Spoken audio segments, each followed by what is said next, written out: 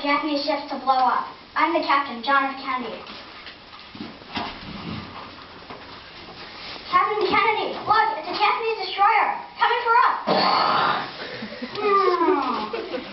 Come on, guys, the nearest island is this way. This guy is really hurt, so I will pull him to safety. That 5-hour swim was exhausting. I'm glad we're safe now. We'll have to hide because we don't want the enemy to capture us. I'll signal for our troops to come rescue us.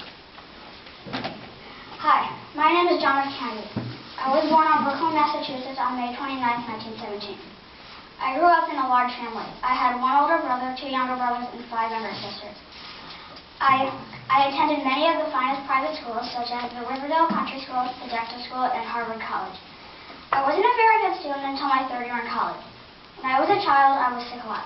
I had scarlet fever, whooping cough, jaundice, hepatitis, and problems with my back. Because of this, I spent a lot of time reading on my bed. For my free time when I wasn't sick, I enjoyed playing sports and sailing. When I was in college, World War II began, and my father was the United States ambassador to England. I traveled to England and other countries in Europe, and when I came back to Harvard, I wrote a paper called Why England Slept. It was published as a book and became a bestseller. When I was only 43, I became the youngest president. I was the 35th president, and I was the only Roman Catholic president. Before I was president, I ran for the U.S. House of Representatives, the U.S. Senate, and the U.S. Navy. When I ran for president, my opponent was Richard Nixon, who was quite popular. Many people questioned my ability to run the country because I was so young and because I was Catholic. They thought my decision would be coming from the Catholic Church or the Pope. To prove that I had enough experience to run the country, I challenged Richard Nixon to a series of televised presidential debates. When I won the election and was sworn in, I said, "And so, my fellow Americans, ask not what your country can do for you, but what you can do for your country." Everything I did while I was president was to help the country and world that I love. When I was president, I formed the Peace Corps. The Peace Corps is an organization that gathers volunteers to go to developing countries and teach the people living there elementary skills, like how to eat clean water, plant crops, and build new homes and schools. The Peace Corps is still around today.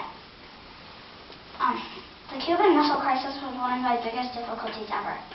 While I was president, Fidel Castro overthrew the government in Cuba, which is a country that is only 90 miles away from Florida. Fidel Castro was a dictator, which meant he wouldn't allow any criticism of his government and his country. He was evil.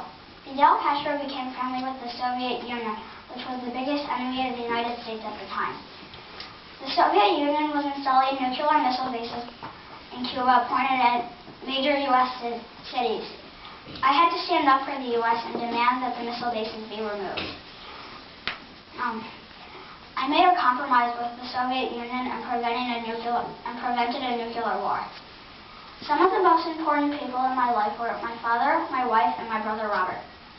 My father was important because he gave me the money to run my political campaigns, gave me a good education, and encouraged me to run for politics. I married Jackie Bouvet in 1953. She was wealthy and worked for a newspaper. She helped raise our 2 children in the White House. My brother Robert helped me by telling people to vote for me. During my career, I did win many awards, such as a Pulitzer Prize for my book Profiles in Courage, and a Navy Medal for my bravery after saving the lives of most of my crew when my ship sank. John F. Kennedy died on November 22, 1963. He was in a parade in Dallas, Texas when he was shot. He was shot 2 times by a gunman named Lee Harvey Oswald. He didn't get to finish his first term as president. He left behind his wife and 2 small children. Some of the characteristics of John F. Kennedy were that he was courageous, talented in writing, and compassionate. He was courageous when he fought bravely in World War II, talented in writing when he was able to publish his college essay into a book and get awarded for it, and compassionate when he started the Peace Corps and worked for civil rights for Black people. John F. Kennedy should be remembered for his desire to help the country. He fought bravely in World War II, started the Peace Corps, worked for civil rights for Black people, and kept our country safe by preventing a nuclear war.